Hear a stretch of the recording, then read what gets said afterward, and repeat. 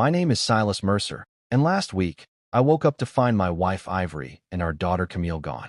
I remember the way the morning light slanted across the kitchen tiles, as if the sun itself wanted to bear witness to the mess they left behind.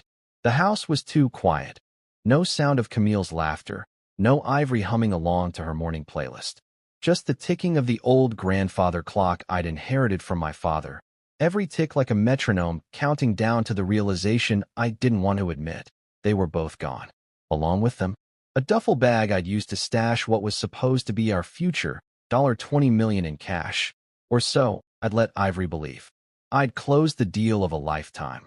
10 years of phone calls, legal hurdles, and negotiations, all wrapped up in a single wire transfer that had landed in my account the week before. It was supposed to be the start of a new chapter, the beginning of a life we dreamed about since we were 22 and broke, sharing dollar menu burgers and planning for a future neither of us thought we'd actually see. That money was our ticket out of stress, out of constant compromise, out of feeling like every small luxury needed to be justified. I remember the night I withdrew it, hour after hour at the bank, making sure every note was crisp, counting it myself because I trusted no one. I took it home in a locked briefcase, feeling like a high roller in a cheap movie. The plan was simple: keep it safe in Ivory's private safe overnight, then we'd deposit it into our joint account in the morning. It wasn't supposed to be complicated. I thought, stupidly, that after all these years, trust still lived in our home. I thought that maybe, just maybe, the dream hadn't died the way so many other things had. Instead, I got a note. Folded neatly on the kitchen counter, written in her delicate, practiced hand. The same hand that had once penned me love letters on sticky notes. Thanks for your money. Now we can live our dream life. That was it. No explanation. No apology. Not even a goodbye. I stared at it like it was a punchline to a joke I didn't understand. Then, because I couldn't think of anything else to do, I laughed. I laughed until my chest ached and my throat burned. Because that duffel bag she took? It was a decoy. A ruse I'd perfected in my old life. Back when I worked asset security for private clients who'd taught me every dirty trick in the book. See, Ivory never knew the real money was stashed away in a trust only I could access. I'd spent too many years watching other people get burned by the ones they loved, so I'd learned how to protect myself. The $20 million in that bag was nothing but press-printed bond paper, decorative props left over from a deal that had fallen through 2 years ago. I'd planned to donate them to some school play, but Ivory had found them and assumed they were real. I let her believe it. Because deep down, I guess I always knew she'd run. Maybe not this soon, maybe not this way, but at some point, I knew. The trust had been eroding between us for years, every time she canceled a dinner last minute, every time she chose a spa day over a family day. I walked through the house that morning, picking up the pieces of a life that had been built on illusions. Camille's stuffed giraffe lay on the floor of her bedroom, a silent witness to her mother's betrayal. I picked it up, felt the worn fabric between my fingers, and tried to remember the last time I'd seen her smile at me without hesitation. It had been months, maybe longer. Lately, her eyes had been guarded, her laugh forced. I tried to tell myself it was just teenage mood swings, that she was finding herself, that it was normal. But now I knew the truth. She'd known. She'd chosen sides. My wife had given her a story to believe in, one where I was the villain, the controller, the man who'd held them back from their dreams. The garage was empty, too. Her sedan was gone, probably loaded with all the clothes and jewelry she'd bought with my money over the years. The same sedan I'd paid off, insured, and maintained like it was part of the family. I stood there for a long time, staring at the oil stain on the concrete like it was some kind of omen. I remembered the night I'd taught Ivory to drive stick shift in that car, how she'd laughed every time she stalled, how she'd finally mastered it and kissed me like I was the hero of her story. Now, that same car had carried her away from me. I wondered if she'd bothered to buckle Camille in before they fled. I walked back into the kitchen and poured myself a cup of cold coffee from the pot. It tasted bitter, but I drank it anyway. I stared at the note again. Thanks for your money. Now we can live our dream life. My laugh was quieter this time, just a dry chuckle in the back of my throat. Because in that moment, I realized Ivory hadn't just stolen a bag. She'd stolen a piece of herself. The trust she thought she'd outsmarted me with, it had never been real. The real trust had been between us once, but she'd broken it long before she'd packed that bag. I walked to the safe. The combination clicked under my fingers, a rhythm I'd known by heart for years. It swung open to reveal nothing but empty velvet. I half expected to feel something, a surge of anger, a wave of betrayal, a tightness in my chest. But all I felt was a strange kind of relief. Because this was the end of pretending, the end of trying to build a future with a woman who'd already planned her exit. I pulled out my phone and opened my secure financial app. The trust account blinked back at me, numbers steady and unshakable. That was the real money, the real future, the one she'd never see a dime of. I sat back in the chair, the sunlight catching the gold band on my finger. I turned it once, twice, then slipped it off and placed it on the table next to the note. I didn't need it anymore. I didn't need her. I picked up the giraffe and placed it on the kitchen counter, propped up like a sentry. Camille's silent witness to a family that had always been one lie away from falling apart. Then I stood, took a deep breath, and smiled. Because sometimes, the disappearing act is the best show of all. Ivory never knew the real money was stashed in a trust only I could access, an old habit from my days in asset security. It was the kind of detail you learn to guard when you spent years watching greedy clients get devoured by those closest to them. The $20 million in the duffel bag had been nothing but press-printed bond paper, a theatrical prop I'd kept around from a deal that had collapsed 2 years ago. I'd intended to throw it out or maybe donate it to the local community theater. Instead, I'd found a perfect use for it. Funny how life gives you exactly what you need at the most unexpected times. Ivory bought it hook, line, and sinker. I guess a decade of marriage hadn't taught her a thing about me, about the man who never left loose ends, who never let himself be the one to get played. She believed I'd simply left that much cash sitting in a duffel bag overnight. She believed it because she wanted to believe it, because she'd convinced herself she was the hero in some rags-to-riches story, where she'd finally outsmarted the man who had built her entire lifestyle from scratch. I sat in my office that morning, the blinds half drawn to let in just enough light to remind me the world was still turning. The safe was open, the empty velvet interior mocking her ambition. I picked up the duffel bag she'd left behind, a second one, the one with the real cash, still hidden where she'd never find it, and ran my fingers over the faux bills like I was thumbing through a high-stakes game of Monopoly. I couldn't help but smile. I'd spent years reading people, studying the way they moved, the way they lied. Ivory had been no different, though I'd let myself forget that somewhere along the line. Love does that, I suppose. It dulls the edges, makes you believe that the person you hold closest could never be the one holding the knife behind their back. I'd let that feeling fester too long. And now? It was gone, replaced by the steady rhythm of my own heartbeat, a reminder that I was still the one in control. I thought back to the months leading up to her little heist, the late nights she claimed were spent at yoga, the girls' nights that always seemed to end with her stumbling in after dawn. I'd wanted to trust her. I'd wanted to believe that we were still on the same team, still building something together. But there'd been too many whispers, too many secret smiles she'd exchanged with strangers at parties, too many receipts I'd found in the laundry that didn't add up. Every lie she told had been a breadcrumb, and I'd followed the trail in my own quiet way, checking bank statements, tracing new accounts that had sprung up like weeds in the cracks of our marriage. She thought she was clever. She thought she was subtle. But subtlety was my specialty. I'd made a career out of protecting the foolish from themselves. And if there was one thing I knew, it was that Ivory had always been the biggest fool of them all. Camille was another story. My daughter. My pride and joy. Or so I'd let myself believe. She'd grown secretive too, hiding behind her phone, always quick to shut it off when I walked into the room. I'd chalked it up to teenage mood swings, but deep down, I'd known there was more. I'd always been good at reading people, and that included my own blood.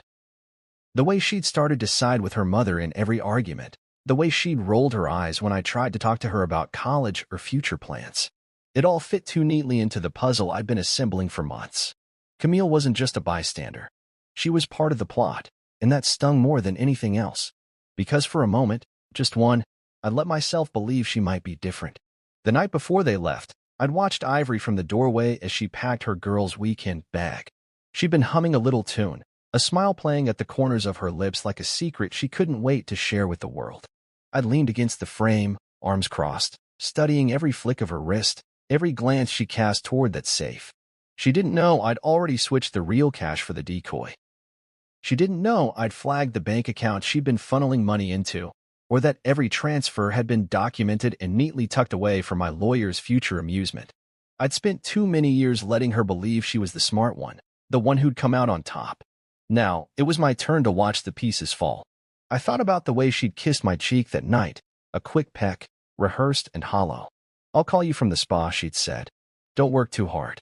I'd smiled, told her to have a great time, and watched her walk out the door with my duffel bag of fake millions. I let the door close behind her and stood there for a long time, listening to the silence. It was the same silence that filled the house now, a silence that felt more like victory than defeat.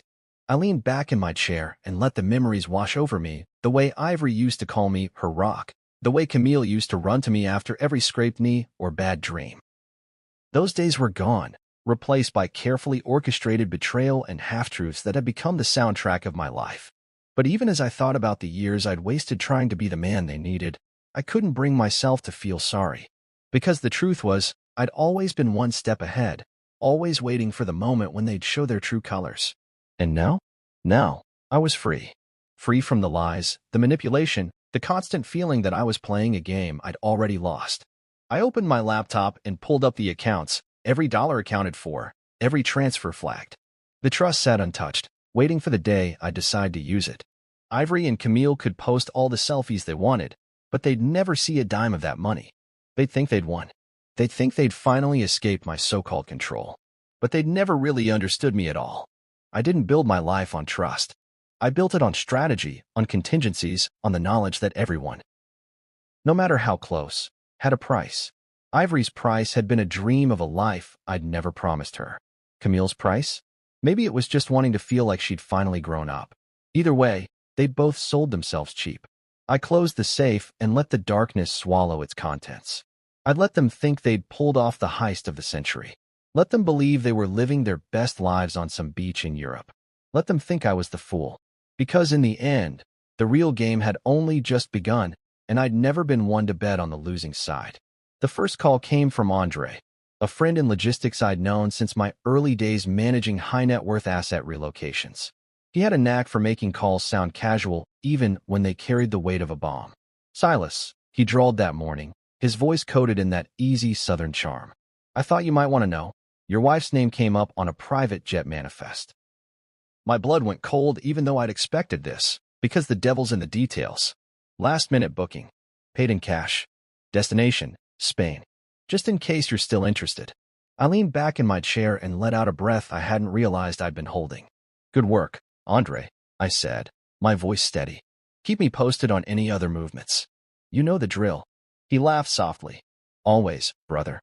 Some games never change." I hung up and stared at the ceiling for a moment, the drywall smooth and white like a blank page.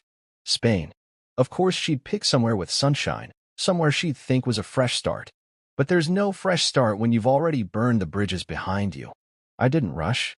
There was no need. Ivory thought she'd gotten away with the prize money of the century, but all she'd done was steal a decoy and my last shred of faith in her. Let her enjoy her cocktail on a beach for a few days. Let her believe she'd won. I opened the folder on my desk marked Quinlan, Laura Quinlan, international investigator, my former colleague from the days when I wasn't tied to a desk, but to the rhythm of black market transactions and corporate espionage.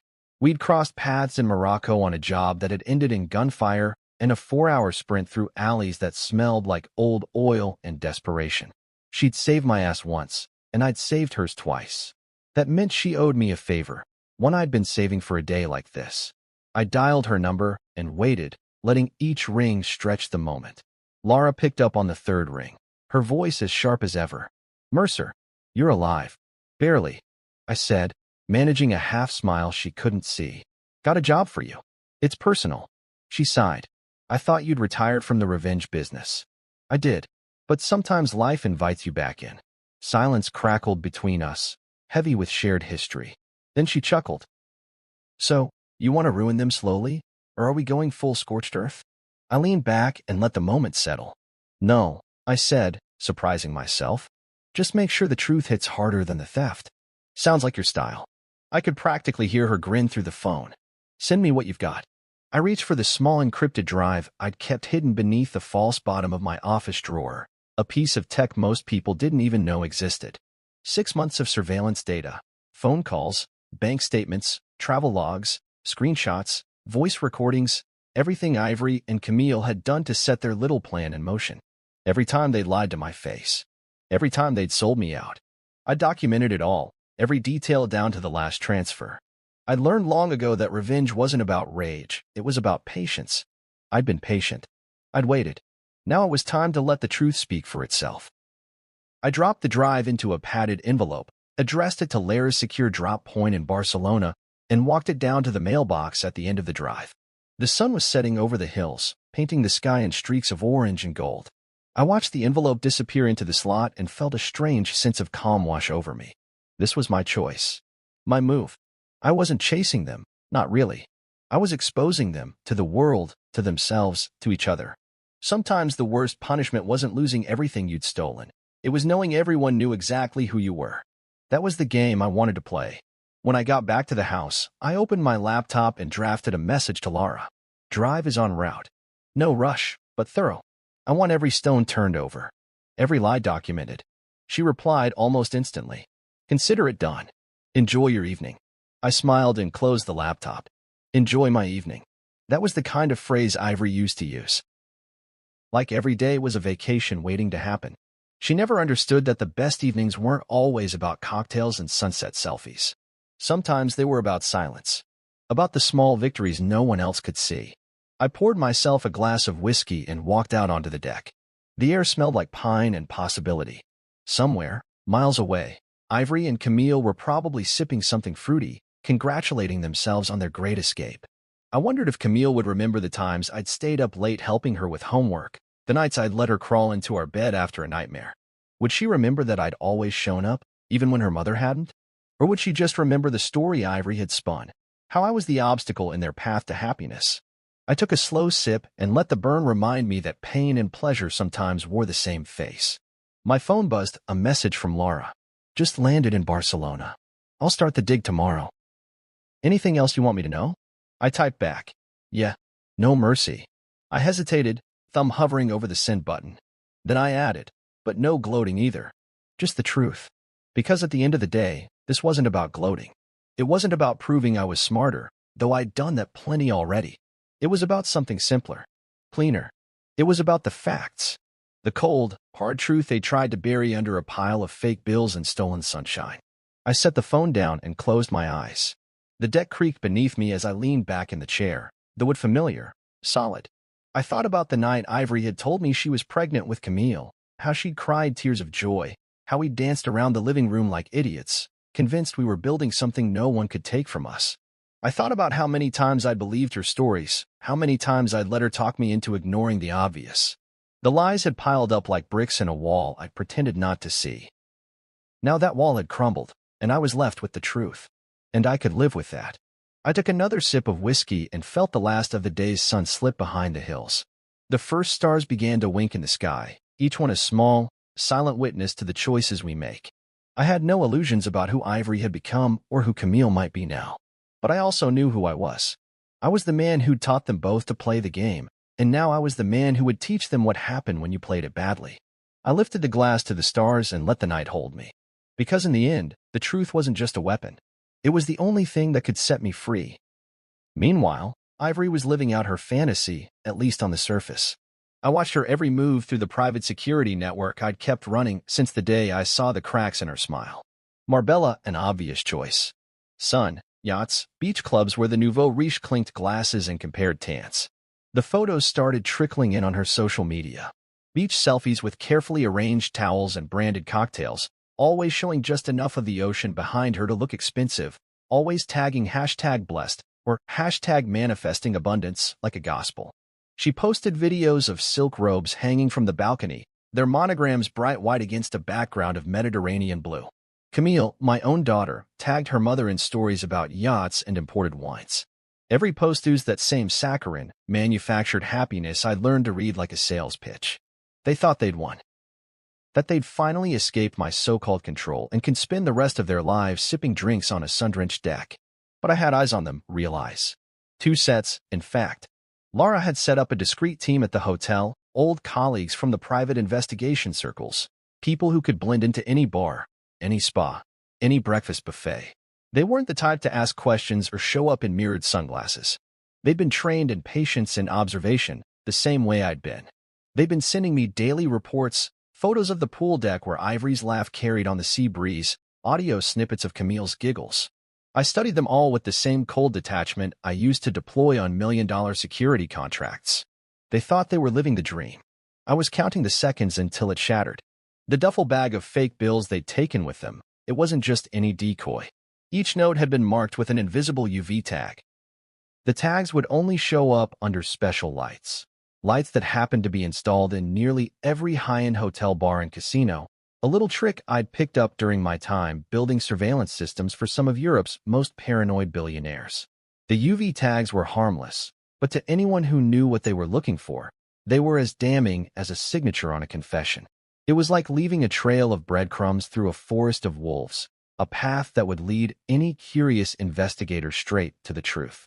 Let them think they'd made a clean break. Let them think they'd finally beat the man who'd made a career out of outsmarting people just like them. On day 5, the hotel staff started getting suspicious. The manager, a stickler for detail, had noticed the money when Ivory tried to pay her spa bill in cash, something most tourists never bothered to do. Lara's team had sent me a copy of the CCTV footage. There was Ivory, all confidence and smiles, handing over the crisp notes like she'd just walked out of a bank vault. The cashier's polite smile froze as she scanned the bills and looked up with a practiced, tight-lipped smile that said everything. Within minutes, the hotel security team had flagged the transaction, and I got a message from Lara. "Sir," it read, "they tried to use the bills. Police contacted Interpol. No charges yet, but they're nervous." I read the text 3 times, a grin spreading across my face like a slow sunrise. Let them sweat. This was just the beginning. I leaned back in my chair and let the satisfaction settle in. Ivory had always been good at pretending. She'd played the gracious host at every dinner party, the doting wife at every corporate function, the supportive mother at every recital. But underneath that polished veneer, she was always chasing the next big thing. The next thrill, the next trophy, the next moment of feeling like she'd outsmarted everyone else. She'd married me because she thought I'd be her ticket to a life she could show off to her friends, but she'd underestimated the one thing I'd always been best at, the long game. Camille was easier to read, in a way. She'd always been the golden child, smart, funny, too bright for her own good. I taught her how to read people, how to ask the right questions, how to disappear when you needed to. I never thought she'd use those lessons against me, but that was my mistake. I taught her too well. And now, here she was, tagging her mother in stories about manifesting abundance and trusting the universe. I almost laughed out loud. Trust the universe? The universe didn't give a damn about her hashtags. The universe was busy balancing the books, and the debt she'd racked up with me was about to come due. Lara called me that night, her voice low and amused. "They're rattled," she said. "Hotel security called Interpol, but they can't do anything yet because there's no actual crime on Spanish soil. But they're definitely on their radar. You want me to push them over the edge?" I paused, considering. The old me would have said yes without hesitation, but I wasn't the same man who'd built empires from shadows. I was tired of the games. I just wanted the truth to do its work. "No," I said finally. "Let them hang themselves. I just want them to know that I'm not the fool they thought I was." Lara laughed, low and dry. "Always the patient one," she said. "All right, boss. But they're going to start asking questions. What do you want me to do if they reach out to you?" I thought about that for a moment. The answer was easy. "Nothing," I said. "They already made their choice. Let them live with it." After the call ended, I scrolled through Ivory's posts again. Every caption felt like a slap in the face. "Living my best life. The future is now. Finally free." Free of what exactly? Free of the man who paid for every spa day, every private school, every damn sunset she'd posted with a hashtag blessed? She'd mistaken generosity for weakness, trust for foolishness. And Camille, my own flesh and blood, had bought into the same lie. I wondered if she'd ever think about the times I'd sat through endless dance recitals, the times I'd carried her sleeping to bed after she'd stayed up too late watching movies with me. Probably not. Kids had short memories when it came to loyalty. I closed the app and set the phone down. The house was quiet. Too quiet. I poured myself a drink and let the ice settle in the glass like the pieces of a puzzle I'd been putting together for too long. I thought about the years I'd spent building this life. Every deal, every sacrifice, Every night I'd spent on a red-eye flight chasing money so that they could have everything. And now, they'd thrown it all away for the promise of an easier life. A life without me. I could have chased them. I could have sent lawyers, private investigators, threats. But that wasn't my style. I'd built my life on patience, on strategy, on letting the truth do the heavy lifting. So I sat there, drink in hand, watching the ice melt and the shadows grow long on the walls. I thought about the kind of man I wanted to be, the kind who didn't need to shout to be heard, the kind who let his actions speak louder than his anger. And in that moment, I realized that this wasn't just about revenge.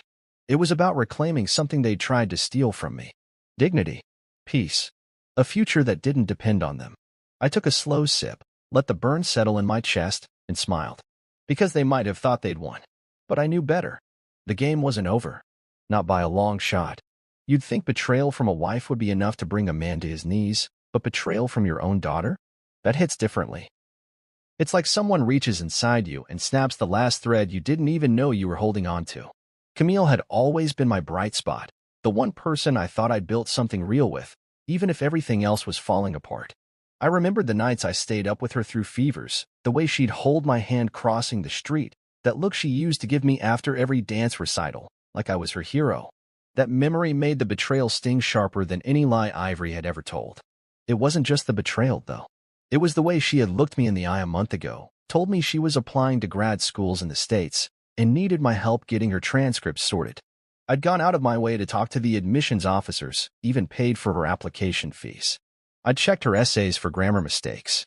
I'd driven her to the airport for interviews, hoping that all she wanted was a better life. A fresh start. My chest tightened thinking about how easily she'd lied to me, about how she'd smiled through every phone call and every dinner. Now I knew the truth. While she was asking me about schools, she was helping Ivory funnel my money into offshore accounts. She'd been my accomplice without a second thought, the daughter I'd raised to be sharp and fearless now turning that blade on me. She didn't even have the decency to call me when the truth came out. No, she messaged me next. You had it coming. You were always too focused on control. That was it. Like my love, my sacrifice, my endless patience meant nothing. Like all those years of late-night stories and birthday parties and emergency calls from the principal's office were just a stepping stone to her real plan. It's funny, in a sick sort of way, how the people you build your life around can so casually twist the knife. She'd always been so quick to call me controlling when I tried to protect her. I guess the line between protection and control was too blurry for her to see the difference. Or maybe she'd just grown too much like her mother. I stared at that message for a long time before responding. Every word that came to mind felt like a wasted breath, like a speech I'd give to an empty room. Instead, I decided to let the facts speak for me. I sent her a photo, one I'd taken from the financial office the day before. Her student loan balances, all canceled. Her passport, flagged and canceled through the embassy's fraud office. The lease she thought she'd found on her own? A lease on a property I owned under a shell company. I'd given her the illusion of independence, because she needed it to feel grown. But now that illusion was gone, and the truth was all that was left. If you want to play this game, I thought, you better be smarter than the man who taught you how to lie. And she wasn't. She'd learned from the best, but she'd underestimated the lesson. Every move she made, I'd already anticipated. Every step she thought was hers, I'd built the path. I sent her the photo with no caption, no explanation, just the facts she tried to hide from. Because in the end, that's what hurt the most. She hadn't even tried to outthink me. She'd just assumed I'd roll over. She'd forgotten who I was. I watched the 3 dots on the screen as she typed her reply, then vanished. No message. No apology. I leaned back in my chair, my chest tight, but my mind calm. Let her sit in that silence. Let her figure out what loyalty really looks like when the game flips. I'd always thought being a father meant protecting her from the world. Now I realized it also meant protecting the world from her. I closed the message thread, the glow of the screen fading, and let the darkness settle in. I was done hoping she'd call me dad again. She'd made her choice. And so had I. While they were busy posing for selfies and living out their fantasy, I was signing closing documents on the real house, our real dream property, the one Ivory had wanted to manifest with my money but had no clue how to secure. A 13,000 square foot smart villa on the coast of Portugal, complete with a private marina, infinity pool, and enough high-tech security to make Fort Knox look like a roadside motel. It was mine now, fully paid, untraceable, and exactly the fortress I needed to build my new life. I'd spent years planning this move, every step documented, every signature forged in the fires of my own ambition. She'd called me controlling, but I called it being prepared. It's funny how people mistake security for suffocation when they're too short-sighted to see the storm clouds gathering. Scott was the first to arrive. My oldest friend and my private legal counsel. He'd been there from the beginning, back when I was just a scrappy security consultant with more guts than sense. We'd met over drinks and mutual enemies, both of us drawn to the idea of being the man in the shadows instead of the one on the stage. Now he walked through the massive oak doors of my new home, his grin splitting his face like he'd just found the pot of gold at the end of the rainbow. "So this is your comeback?" he asked, dropping his bag at the entrance and taking in the marble floors and the endless ocean view. I laughed and shook my head. "No," I said, pouring him a drink from the custom bar I'd had installed. "This is my life, finally without leeches." We toasted over dark amber whiskey, the kind of drink that tastes like honesty and burns like the truth. Scott took a long sip, his eyes scanning the open-concept living room, the high ceilings, the carefully curated art. "Damn, Silus. You always were 3 steps ahead." She didn't even see it coming, did she? I leaned against the counter and watched the sun sink lower on the horizon, the waves crashing against the rocky shore. "No," I said quietly. She thought I'd be too focused on rebuilding the marriage to see the cracks in her smile. But I saw them, Scott. I saw them all. He nodded, understanding in his eyes. We'd both known betrayal too well, him with his ex-wife, me with mine.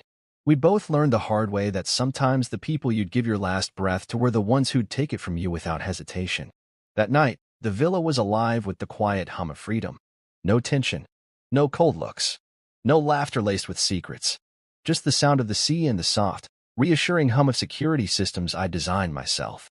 Scott and I sat on the terrace, the wind carrying the salt air and the distant echoes of a world I'd left behind. I felt a weight lift off my chest, a weight I hadn't even realized I'd been carrying for so long. He glanced at me over the rim of his glass. "So what's the plan now?" he asked. "You going to let her sweat it out? Or are you planning to push her over the edge?" I considered the question for a long moment, letting the sea fill the silence. "She's already over the edge," I said finally. "She just doesn't know it yet." He raised an eyebrow. "You always did like playing the long game." I smirked and looked back at the waves. "That's the only game that matters," I said. "Everything else is just noise." I thought about the message I'd gotten from Ivory that morning, like a last, desperate lifeline cast out into a sea of panic. "The police are asking questions. Did you set us up?" The words made me laugh out loud, the sound sharp and unexpected. I'd expected anger, maybe rage. But all I felt was a cold satisfaction that came from knowing I'd finally forced her to look in the mirror. I'd finally made her see that the world she'd tried to build on lies and stolen dreams was crashing down around her. I pulled out my phone, the glow of the screen reflecting in the glass of the wine Scott had poured. I read her message one last time, then replied with a single thumbs-up emoji. Nothing more. No explanation. No excuses. Let her stew in that silence. Let her guess what it meant. Let her wonder if I was the one behind every bad break that was coming her way. Because the truth was, I didn't need to say a word. I'd already won. I turned off my phone, set it on the table, and leaned back in my chair. The ocean was a constant presence here, its rhythm steady and unbroken. A reminder that life moves on, even when the people you thought you'd share it with choose to betray you. Scott watched me, his eyes a mixture of admiration and caution. "So what now?" he asked. I shrugged, feeling the cool night air settle around me like a blanket. "Now I live," I said simply. "For me. For the man I've always been. The one who doesn't need to look over his shoulder every time he opens his front door." He nodded, raising his glass again. "To living," he said, his voice firm. I clinked my glass against his, the sound sharp and satisfying in the night. "To living," I echoed, the taste of freedom on my tongue. I didn't need to chase Ivory. I didn't need to explain myself to Camille. They'd made their choices, and now they'd have to live with them. That night, I sat on the edge of my bed, the ocean stretching out beyond the window like a promise I'd finally kept to myself. I thought about all the times I'd compromised, all the ways I'd bent over backwards to make sure everyone else was happy. I thought about the lies, the half-truths, the empty apologies. And then I thought about the future, the one I was building brick by brick, dollar by dollar, on a foundation of honesty I'd forged in fire. I smiled to myself, feeling lighter than I had in years. This was my life now. Mine. and no one was ever going to take it from me again. Laura sent me the footage the next day like clockwork. She never missed a beat, never let an opportunity slip. I opened the file she'd uploaded to my secure server, and there it was, Ivory's dream trip unraveling one humiliating second at a time. Interpol agents, in their sharp suits and cold eyes, entering the hotel suite with all the quiet menace of professionals who'd seen it all before. Ivory's face, pale and drawn, as they sifted through her designer handbags and custom monogrammed silk ropes. The duffel bag lay on the bed, half unzipped like a wound, revealing those fake bills that had cost me nothing but had taken everything from her. I could almost hear her frantic breath through the screen, the tremble in her voice as she tried to explain that the money was hers, that she didn't know it was counterfeit. Her eyes darted around the room, searching for an escape that wasn't there. They thought the fake bills were some kind of test run for laundering, or maybe a bad joke pulled by an amateur. But I'd made sure the UV tags on those notes couldn't be explained away as a prank. The tags were like fingerprints, each one a glowing confession that she'd stolen what wasn't hers. Interpol seized the bag. Customs agents confiscated every piece of luggage. The hotel management, once so eager to cater to her every whim, banned her from the property.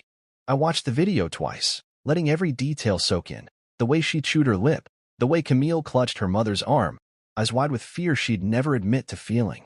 They'd wanted a new life, a fresh start. Instead, they got headlines and interrogation rooms. And their accounts? Frozen. Lara's team had flagged every suspicious transaction, every shady wire transfer, every move Ivory had made to stash my money in offshore accounts. By the time the bank started asking questions, the funds were under scrutiny, marked as potential proceeds from fraud. I'd known every bank manager, every compliance officer by name, some favors earned, some favors called in. When Lara's contact and compliance sent me the screenshots of the frozen accounts, I almost felt sorry for them. Almost. Because this wasn't just about money anymore. This was about the lesson. The one they'd never forget. Ivory, for all her cunning, didn't know how deep the rabbit hole went. She called her brother, some trust fund kid who'd always thought of me as the guy who'd clipped his wings by marrying his sister. I'd met him once at a family gathering, all smirk and swagger, promising me he'd take care of her if I ever fell short. He'd never lifted a finger to help her in all those years, but now he was her lifeline. I watched her face on the video as she begged him for help, the lines around her eyes tight with desperation. He looked at her the way a man looks at a stranger asking for change on the street, polite, detached, not a single drop of loyalty in his voice. "I can't help you," he'd said. "I told you this would catch up to you." And he hung up. I almost laughed. The irony was too perfect. Then there was Camille. She tried to twist the knife one last time. Messaged one of my biggest clients. A man who'd trusted me with his family's wealth. A man who'd watched me build his empire from the ground up, and told him I was abusive and manipulative. She thought that if she could poison the well, she could cut me off at the knees. But she didn't know that this man had once called me at 3 a.m, terrified his son had been kidnapped, and I'd flown halfway across the world to bring him home. Trust like that isn't broken by a teenager's lies. He sent me the screenshots of her message and asked, "Do you want me to respond?" I stared at his message, feeling that old heat rise in my chest, the one that used to make me want to burn every bridge they'd tried to build. But I took a breath. No. Let her burn the last bridge herself. Let her own that moment. Let her learn that sometimes when you swing a sword, you're the one who bleeds. I watched the sun sink lower in the sky that evening, the colors bleeding together like a painting too vivid to be real. I thought about the years I'd spent making sure they had everything they could possibly want. Every dance class, every birthday party, every designer bag. I thought about how they'd taken every single gift and used it to buy their own destruction. And I realized that I wasn't angry anymore. I wasn't even sad. I was done. Let them face the consequences. Let them learn that some debts can't be repaid in apologies or tears. Let them finally understand that the man they'd tried to outwit wasn't the fool they'd hoped he'd be.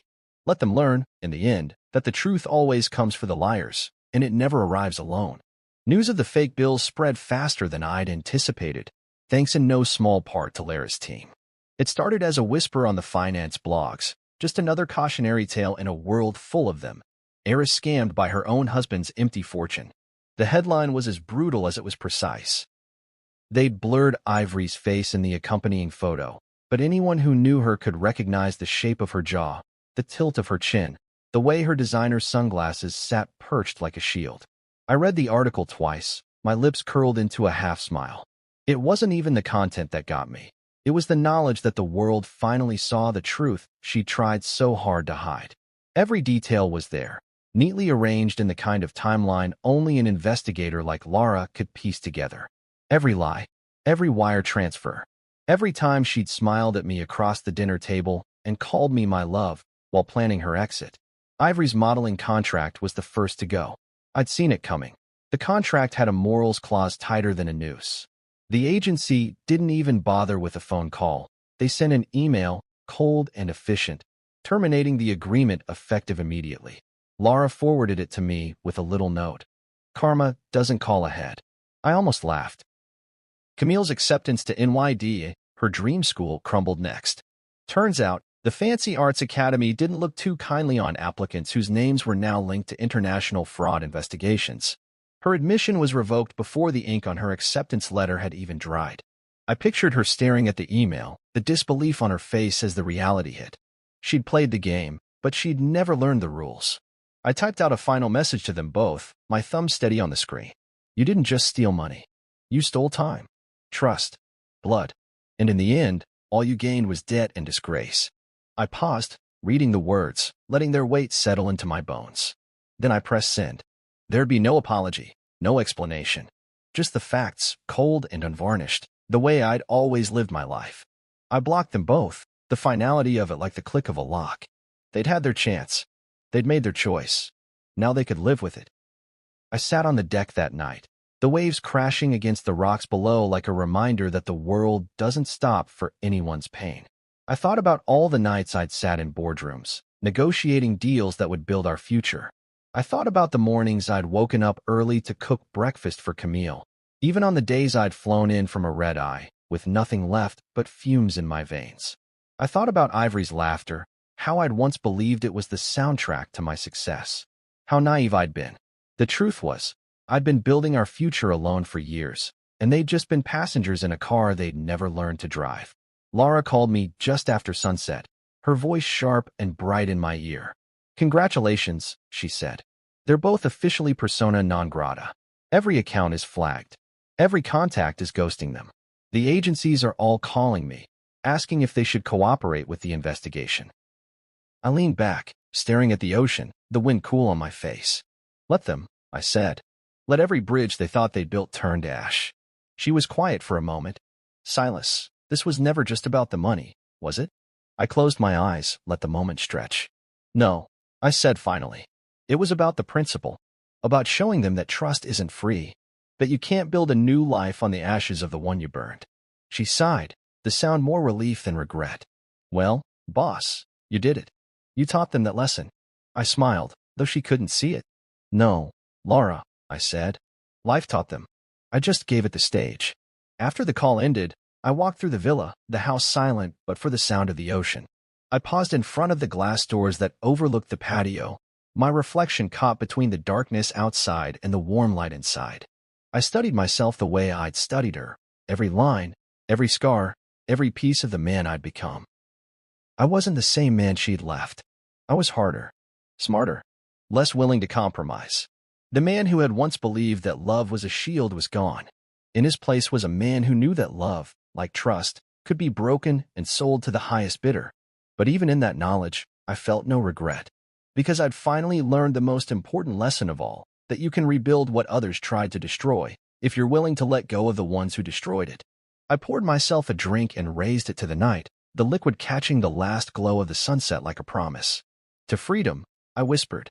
To the freedom that comes when you finally see the truth for what it is, when you realize that the chains that bound you were ones you let them forge. I let the wind carry the words away, the ocean crashing in agreement.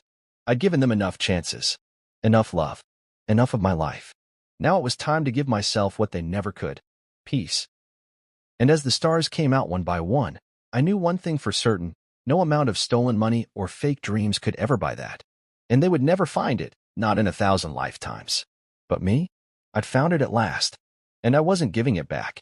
Back at my villa, I stood barefoot in my private garden, the grass cool and damp beneath my feet, the scent of salt air mingling with the heady fragrance of night-blooming jasmine. The ocean stretched out before me like a vast, dark secret, the waves folding and unfolding in a rhythm older than any betrayal.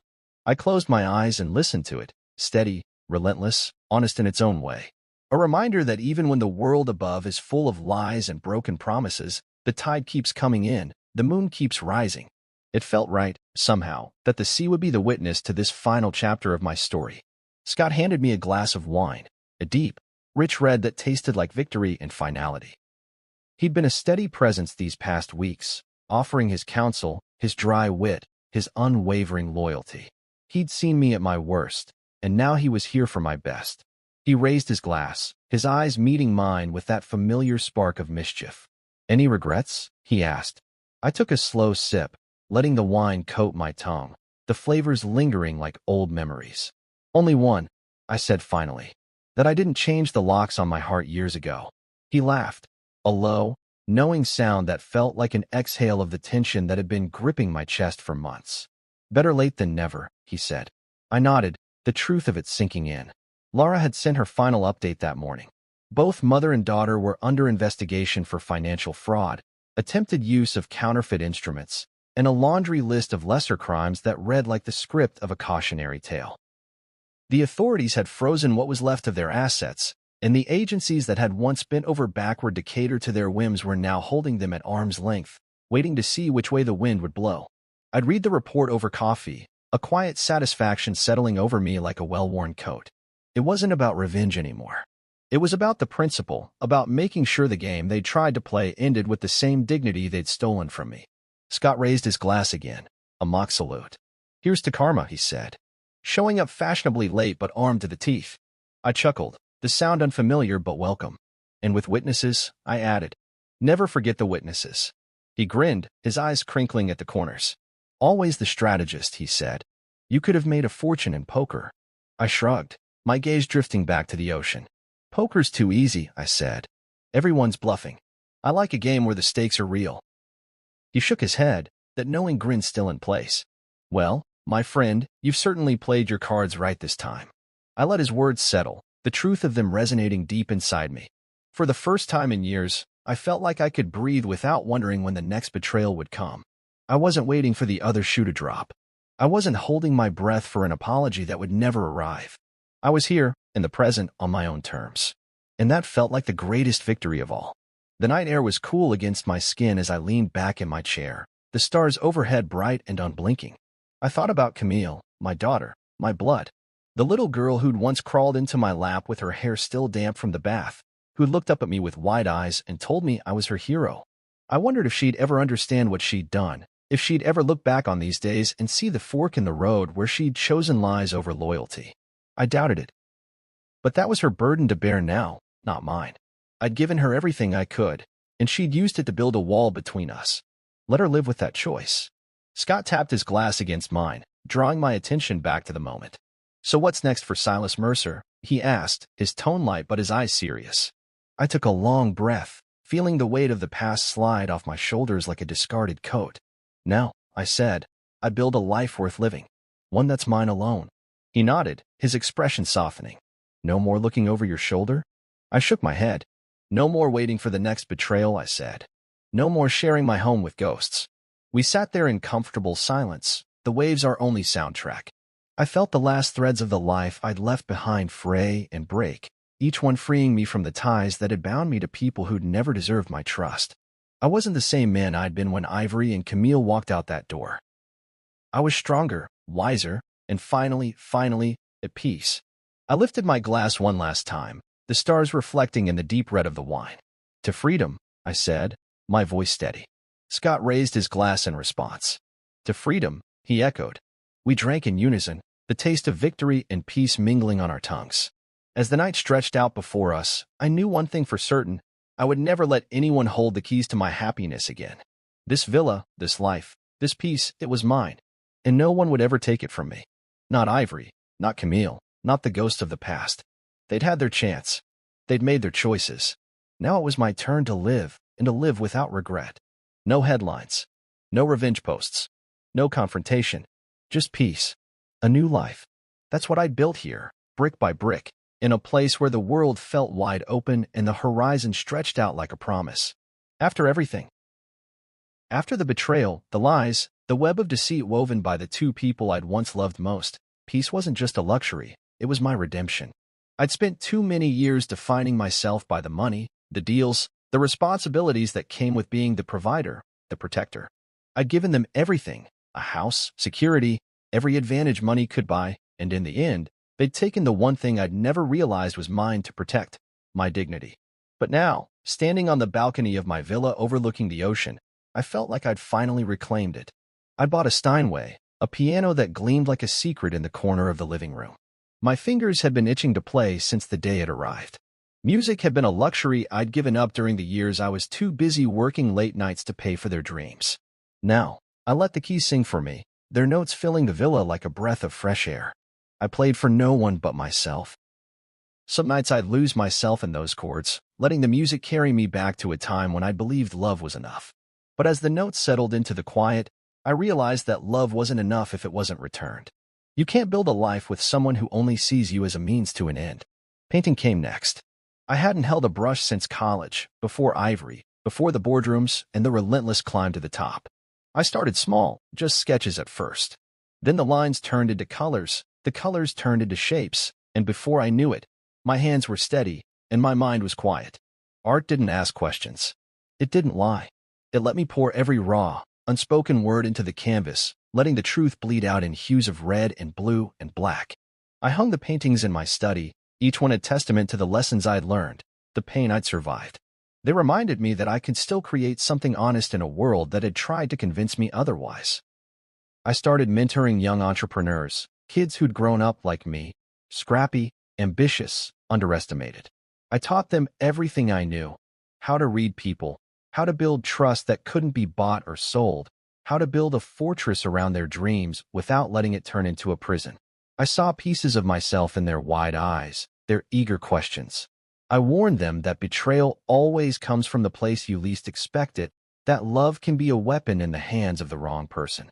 But I also taught them that every setback is a lesson, every loss a chance to rebuild stronger than before.